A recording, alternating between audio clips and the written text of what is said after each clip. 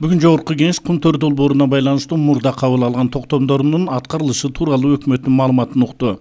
Премьер-министр Жомарт Оторбаев Centara Gold Inc. компаниясы менен Кумтөр долбоору боюнча сүйлөшүүлөрдүн жүрүшүндө 2014-жылы Кумтөр долбоорунан $110 миллион киреше алынып, анын 50% кыргыз тараптын үлүшүнө берилет. Ал эми экология жаатында талаш-тартыштар аягына чыга элек. Бирок $52 миллион көлөмүндө экологиялык камсыздандыруу корун түзүү маселеси чечилген деди. Сүйлөшүүлөрдүн негизинде биргелешкен ишкана түзүлөрү дайым болду. Бирок ал Кыргызстанда каттоодон өткөнү менен банк эсептери Нидерландыда ачылат. Анын директорлор кеңешинин курамына эки тараптан 3 киши дайындалат. Премьер-министр сөзүнүн аягында парламенттен сүйлөшүүлөрдү аягына чыгаруу үчүн өкмөткө кошумча убакыт берүүнү өтүндү. Бизге жогорку кеңеш тарабынан сүйлөшүүлөрдү улантууга уруксат керек. Анткени биз нече айдан кийин Кумтөр долбоорду жүрүп отуруп акырында Кыргыздын улуттук долбоору болуп кулууга тийиш.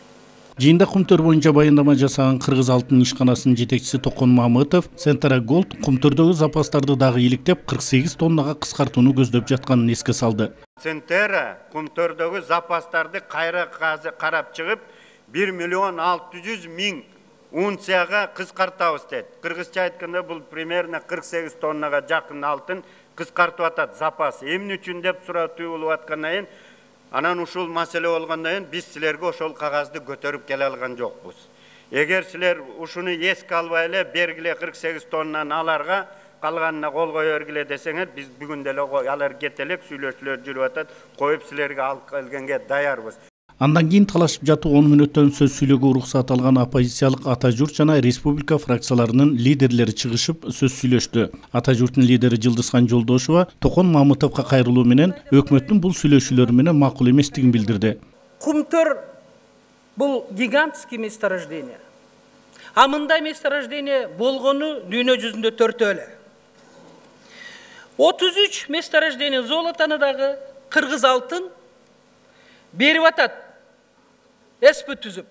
А алтын боюнча сөз жок. Жок дегенде 50-50ден кылбайт алтынды. Токон Болотбекович, улуттук намыс болуш керек.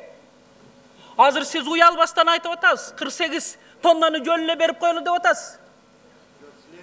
Силер бергиле деп атасыз. Себеби силер өкмөт көнүп калдыңар, парламентти мокочо кылып көрсөтүп. Элге. Эмне үчүн биз өкмөттү эркелетип атабыз? Коалиция көпчүлүк капа болбогула. Ынтымаңар кетти, ыркыңар кетти, ал үстүнө сезбей атасыңар жоопкерчиликти. Силер деген конституционный органсыздар. Ар бир силердин сөзүңөр, чечимиңер, барыңар тең. Бул элдин, өкмөттүн, мамлекеттин тагдырына кете турган нерсе. Ал эми республика фракциясынын лидери Кумтөр боюнча жогорку кеңештин токтомдорунун аткарылышындагы өкмөттүн ишин жетишсиз деп, өкмөттү отставкага кетирүүнү сунуштайбыз деди. Мындай сүйлөшүүлөргө келип аткан Centara мисалы үчүн мен ойлойм да, дагы эле жакшы ой менен эмес. Мени бекер сураган жокмун. Кечээ биздин расчётный счетубуз конторабыз кайсы жерде болот десек, Кыргызстанда эмес, Нидерландияда болот дедим. Эгерде счеттор Нидерландияда болсо, биз кантип бухгалтерский учетторду, канча акча которулуп атканын, кантип бул жерден карай алабыз? Ким көрө алат? Ким арест кое алат ага? Акыры ушуга такала турган болсо, расчетный счеттору бөлөк жакта боло турган болсо, офистери бөлөк жакта боло турган болсо, биз анда Кыргызстанды ушул жерден колдоп бере турган болсок, Кыргызстанды түп тамыры менен саткан болобуз. Ошондуктан мен айтып кетет элем, биздин фракциянын чечими бар. Республика фракциясынын чечими. Республика фракциясы 67-33-кө алып барылсын, мурдагы 93-жылга келишимге кайра келишин дегенбиз. Эгерде ал болбосо национализацияга барышыбыз керек деп. Ошол чечимибизди айтып кетишим керек. Мен ойлойм, бул өкмөттүн дагы алы жетпейт. Эгерде алы жете турган болсо, 1 жылдан бери бул нерселердин баарын жасамак.